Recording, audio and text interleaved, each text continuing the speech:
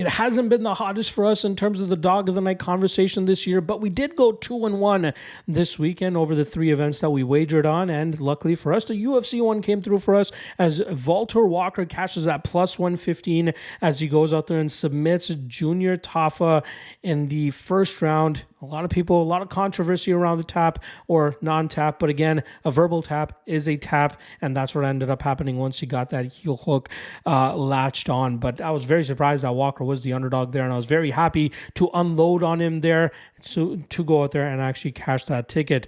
On the year now, that brings our record to 28-61 for minus 20.15 units and a minus 23% ROI. We're heading in the right direction with going 2-1 over this past weekend, but we still got a lot of work to do with about 4 months left on the year to try to get back into the profit for dog of the night plays. We're cashing dogs, but sometimes we're not doing it by putting the dog of the night moniker on them, and we end up having to rip up those tickets. So let's see if we can get back on the horse here. All right, 3 dog of the night candidates here. Only one of them will have the prestige of being the dog of the night play, and the guys on the Lock of the Night Patreon page already know which one it is. If you want to know, check out the Lock of the Night Patreon page. Otherwise, try to take a guess at the 3 candidates that I'm going to lay out for you guys right now. First candidate up is actually going to be the Victoria Leonardo and Kong Wang fight to go under 1.5 rounds at plus 160.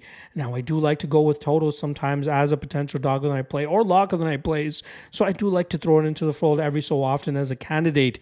Now, in this matchup, obviously, Wang has a tremendous striking advantage over Leonardo, who is a decent kicker and likes to throw flashy kicks at times, but for the most part, she is technically outdone, just as we saw against Natalia Silva, where she got knocked out in the first round, and I think that could potentially happen here with Wang having a tremendous advantage in that realm. We might see Leonardo try to mix it up in the grappling realm and the clinch realm, but we've seen good enough improvements from Wang to keep fights in the standing realm where she should have advantages over the majority of opponents she goes up against, and she should have that here against Leonardo, and I think we'll see Wang batter Leonardo for about 3 or 4 minutes before she eventually finds the finish. Second dog of the night candidate is actually going to be Ryan Loder as he takes on Robert Valentin in the middleweight tough finale. Loder is a very strong wrestler who could keep Valentin on his back.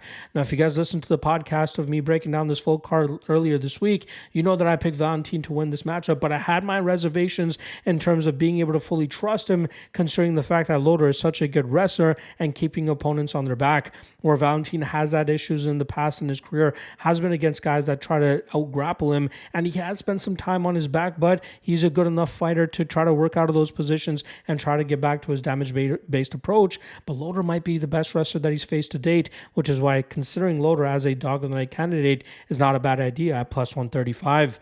The third and final dog of the night candidate is going to be in the main event with Jared Cannonier coming in at plus 205.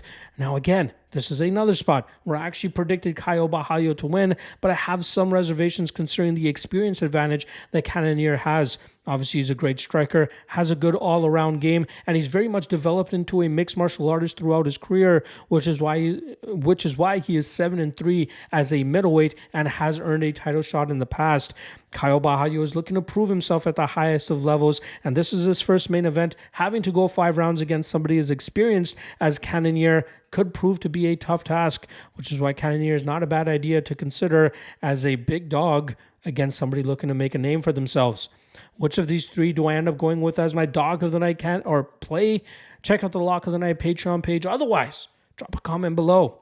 All right. Hope you guys enjoyed the content that I dropped today. Full card PFL breakdown that I dropped earlier. Top 3 Lock of the Night candidates. Top 3 Dog of the Night candidates here. Tomorrow, I will be back for the free parlay as well as the top 3 prop bets for UFC Vegas 96. Not to mention, I'll also have breakdowns for LFA, Road to UFC, and KSW, all on the Lock of the Night Patreon page. Check the link in the description below for that. Otherwise, I'll see you guys tomorrow.